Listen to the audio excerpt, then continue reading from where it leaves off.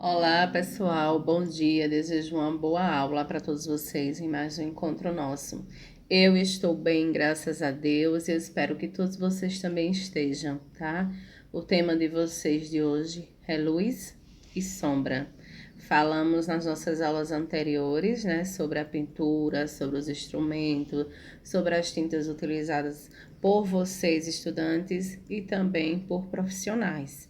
E hoje nós iremos seguir, né, com o tema luz e sombra. A professora Irla, e o que é luz, né, e o que é sombra, né?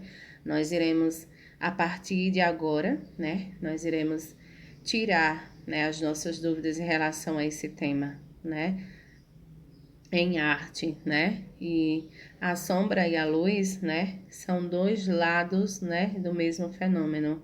Se não há luz, não há sombra, tá?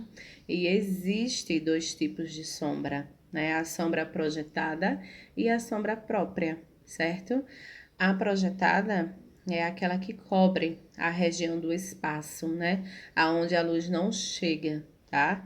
Isso quer dizer o quê, professora? Que ela foi bloqueada por um objeto, certo?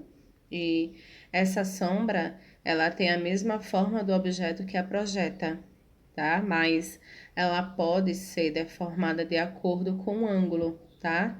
De acordo com a proximidade, a intensidade da luz. Então, quanto mais forte dirigida é a fonte de luz, né? Mais bem delimitada é a sombra projetada, certo? E, por exemplo, em um dia nublado, certo? A luz, ela é distribuída por igual no céu, né? Portanto, não se forma sombras projetadas, né? Já no amanhecer ou entardecer, certo? Dos dias de sol, né? Formam-se longas sombras na calçada. E isso nós percebemos, né? Quando estamos caminhando, né? Então, observem, né? Quando tiver essa oportunidade. Então, as sombras sendo projetadas na parede de vocês. A sombra própria é a região mais escura de um objeto, né? Observado sobre uma fonte de luz, tá? Então, a face do objeto voltado para a luz torna-se mais clara, né? A face oposta, mais escura, tá? E em objeto, vamos dizer, usar um pouco aí a matemática como cilindro, a esfera, né, a sombra própria, né, ela vai se acentuando suavemente, né, até a região oposta à luz, né, a sombra própria, ela, ela resalta o volume, tá, e nos ajuda a ver a profundidade das coisas, tá, então, quando falei em cilindro, né?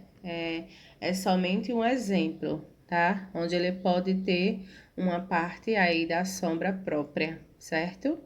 E, e a sombra aí é projetada. Isso através da luz, né? Ela vai ser projetada no ambiente onde se encontra. Então, alguns artistas usam sombra para criar climas misteriosos ou dramáticos e outros usam para dar brilho, né, e luz, né, com a finalidade, né, de reproduzir na pintura, tá? Materiais como metais, pedras preciosas, tá? Aqueles que transformam as luzes e as sombras em objetos de pesquisa, tá? Tem duas imagens, né, para que vocês possam observar no conteúdo de vocês, né?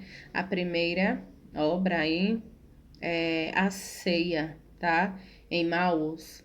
E essa obra foi feita por Caravaggio em 1600, em 1601, né? Óleo sobre tela. E essa obra aí tem 138 centímetros por 195 centímetros.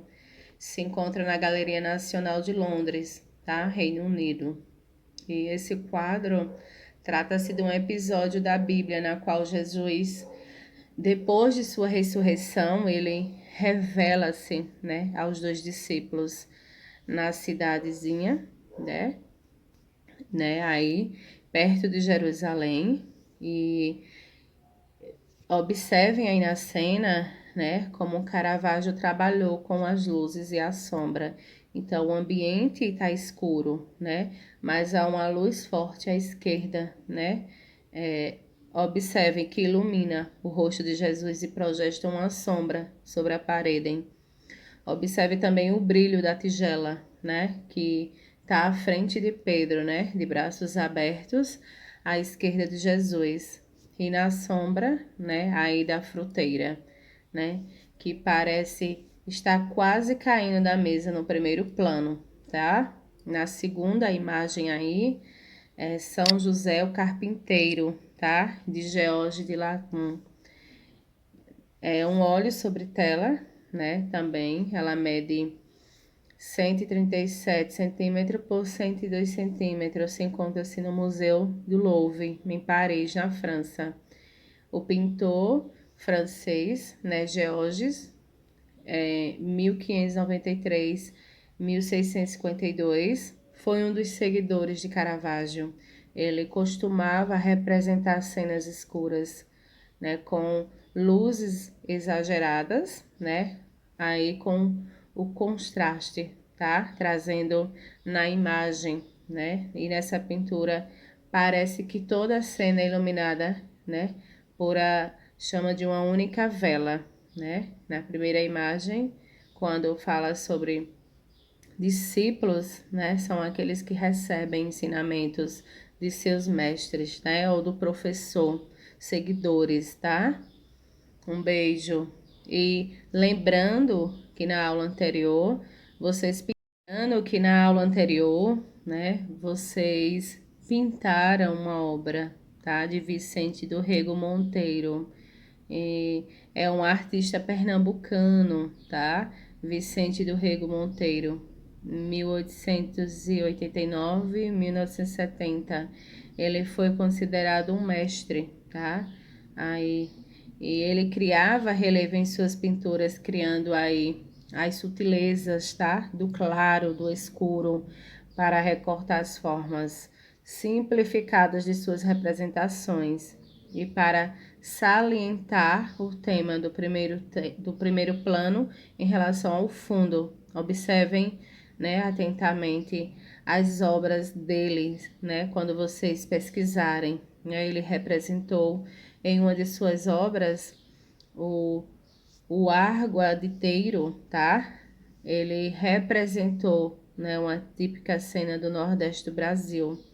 Um menino tocando aí um burrico, tá?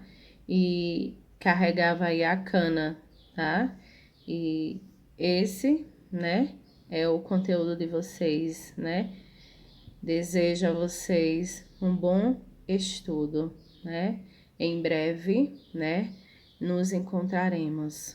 Beijo.